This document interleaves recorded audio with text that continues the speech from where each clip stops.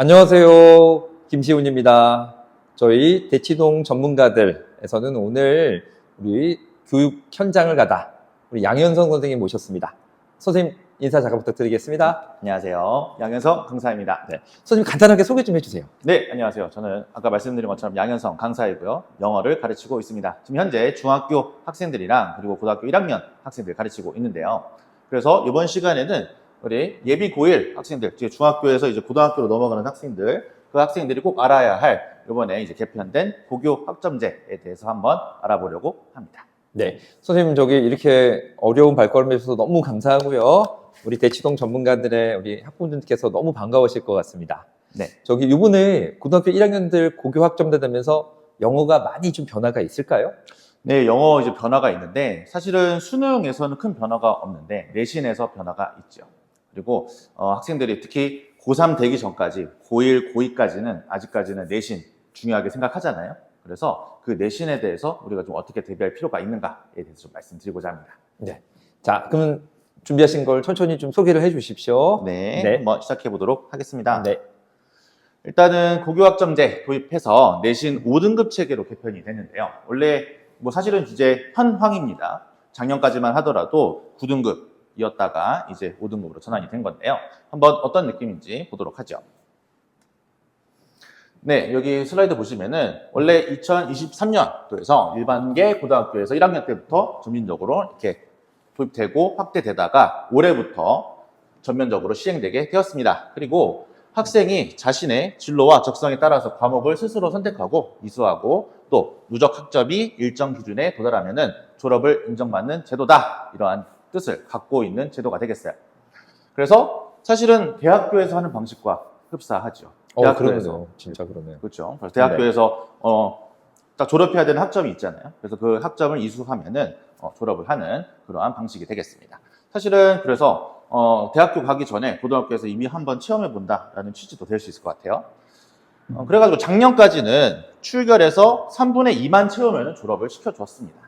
근데 이제 바뀐 고교 학점제 같은 경우에는 출결 포함해서 또 성적이 들어갑니다. 그래서 성적이 만약에 그 기준치가 도달되지 않았을 때는 이게 인정을 못 받고 이수를 못 받고 이걸 추가적으로 학습을 수행해야 되는 상황이 된 거죠. 그러니까 그 전까지는 그냥 나는 대충 할래. 수업만 안 빠지면 되지. 사실은 제가 현장 보면은 수업 빠진 학생들도 많아요. 특히 1학년 친구들, 그럼 좀, 고등학교 왔는데 적응 어렵고 이런 학생들이 많이 있는데, 그럼에도 불구하고 여기 우리 고등학교에서 요구하는 지금 단계는 그렇지 않다. 요게 출결도 있어야 되지만은 성적 미달 시에는 요게 이수가 아예 안 되니까 이런 부분들을 좀 더 꼼꼼하게 신경 써야 된다는 얘기가 되겠습니다. 네, 혹시 여기 관련해서 좀. 그러면 네. 그 출결이 좀 더 빡세진 거네요. 그죠? 그렇죠. 네. 그렇습니다. 출결도 출결이지만은 네. 이게 그냥 가만히 있어서 저절로 졸업하는 게 아니라 뭔가 자기가 행동을 하고 노력을 해야 되는 상황이 된 겁니다.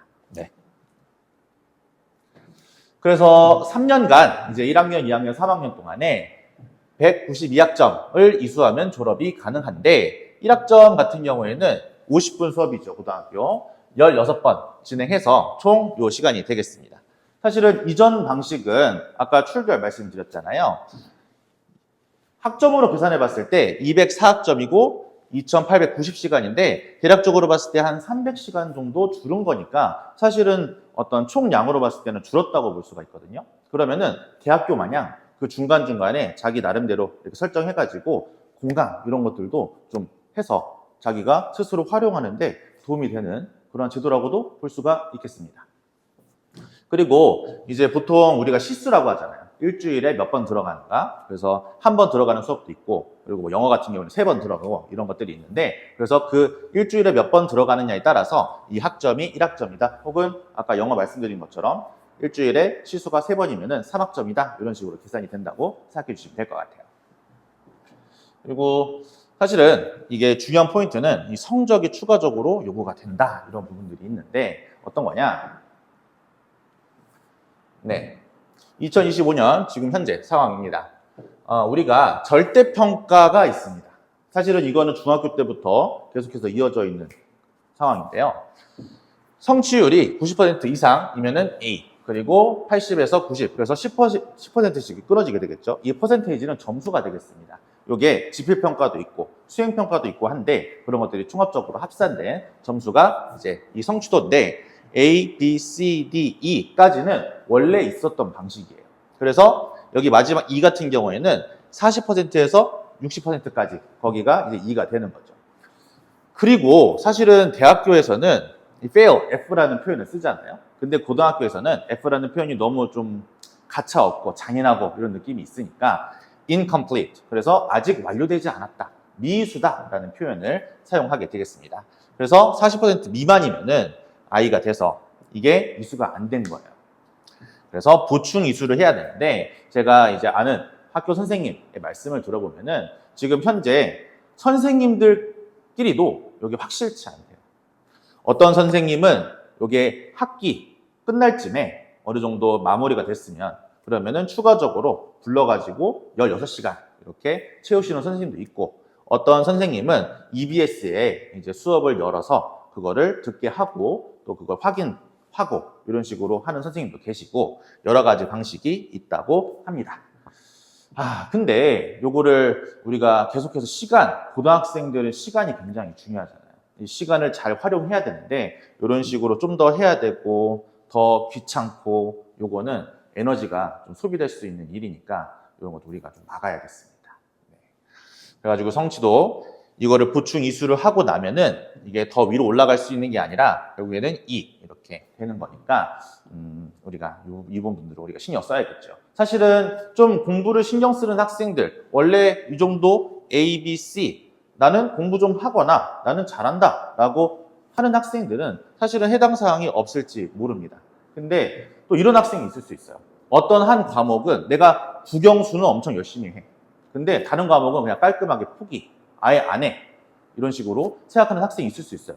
또 어떤 학생은 나는 수학은 잘하는데 영어는 영 안 돼. 그래서 나 영어는 깔끔하게 포기할래.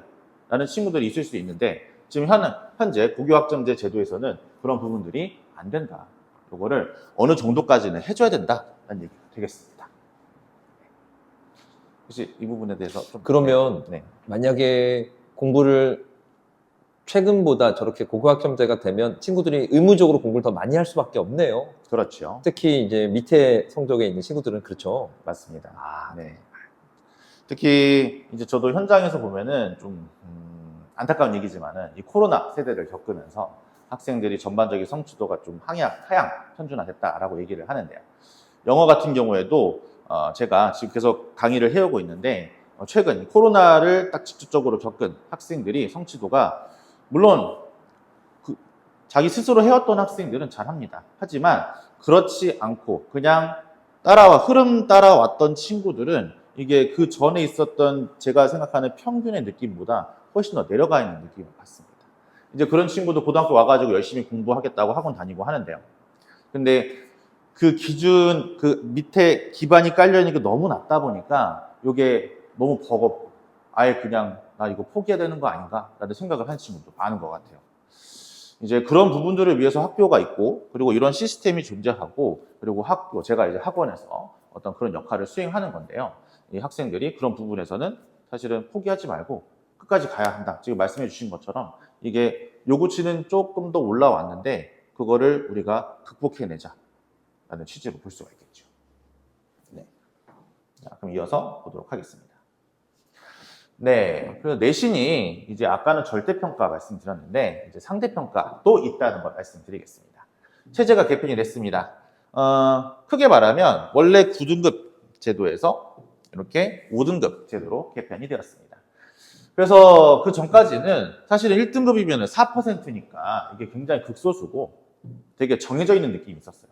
이 친구는 그냥 얘는 다른 세계의 애야 라는 좀 생각이 있었고 2등급까지도 맞습니다. 이게 13%, 여기 11%는 좀 되죠. 그럼 이 친구들은 좀 불변의 느낌이 있었어요. 얘네들은 이미 고정이 됐고 변하지 않는다라는 느낌이 있는데 사실은 이게 그냥 1등급 10%로 다 합쳐지면서 여기서 좀 왔다 갔다 혹은 거기서 1등급, 2등급이 좀 경계가 불분명해진 느낌이 있죠. 특히 주목해서 봐야 될 거는 이 3등급에서 4등급인데 이게 퍼센테이지가 이렇게 끊어지잖아요. 그래서 원래라면은 3등급이면 원래 공부 좀 하는 친구들이야.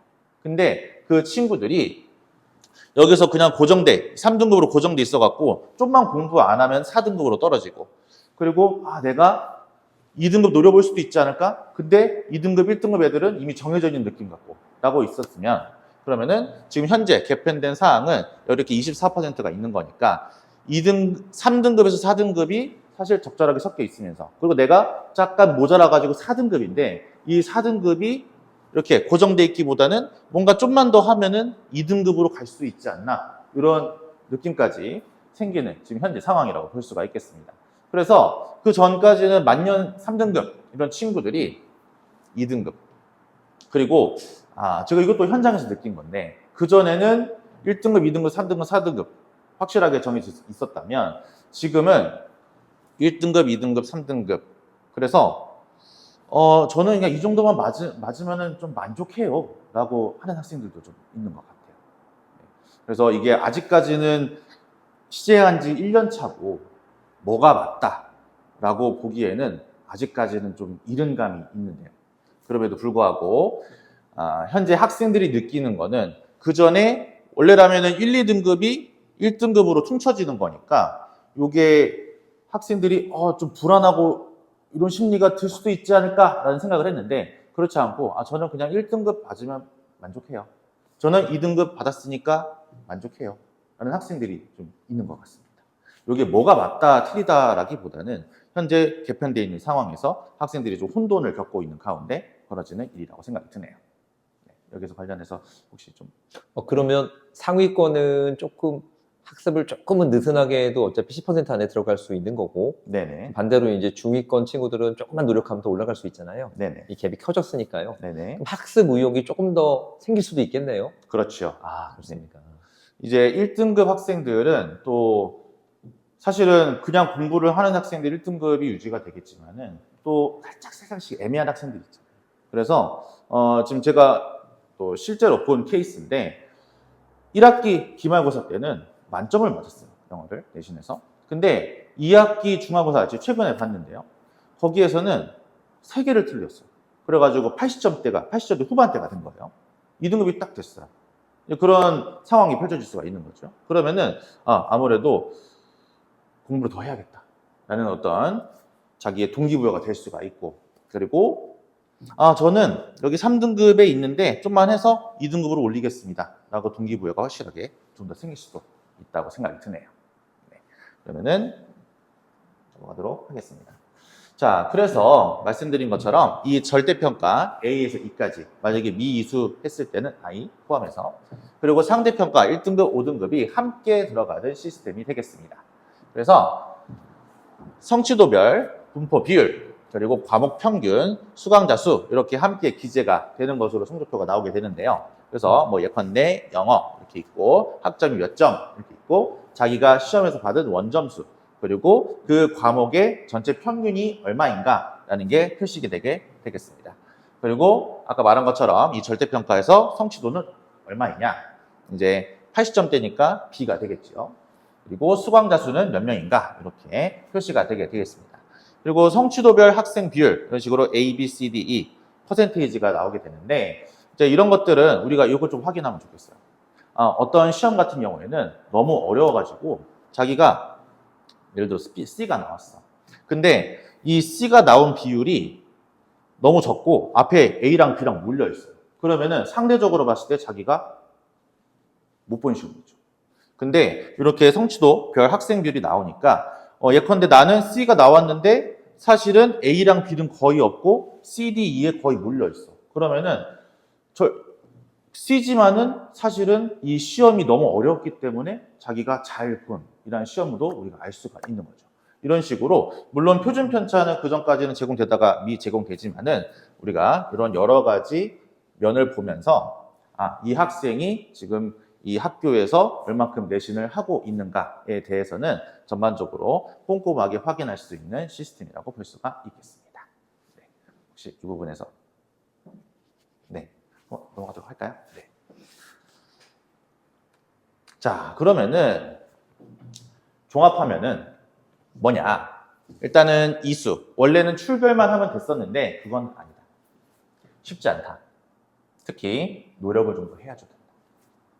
그래서 어떤 과목은 포기해. 이 영어는 포기할 것이냐? 절대 그렇지 않다. 이게 어느 정도는 해줘야 된다가 되겠습니다. 그리고 말씀드린 것처럼 등급별 벽은 낮아졌어. 1등급부터 9등급까지 깨알같이 쪼개는 것이라기보다는 1등급부터 5등급까지 좀 더 널널하게 배치가 돼 있다 보니까 자기가 좀만 더 노력하면 이 등급을 변화시킬 수 있는 가능성이 더 커졌다라고 볼 수가 있습니다. 이게 생각하는 거에 따라서 다른 거예요. 그렇기 때문에 지금 고교 학점제 되게 혼란 속에 있는 상황이지만은 결국에는 공부를 하는 친구들은 할 것이고 노력을 하는 친구들은 할 것입니다. 그래서 이런 시스템이 달라졌다고 해서 여러분들 흔들리지 말고요. 이 시스템에서 가지고 있는 강점 이런 것들을 잘 활용해가지고 우리가 공부하는데 잘 숙지하시면 되겠습니다. 자, 너무 아주 쉽고 간단하게 설명을 우리 양현 선생님께서 잘 해주셨는데, 네네. 그러면 제가 질문을 한번 드려볼게요. 네. 절대평가 과목이 어떤 과목이 있고, 상대평가 과목이 어떤 과목이 있을까요?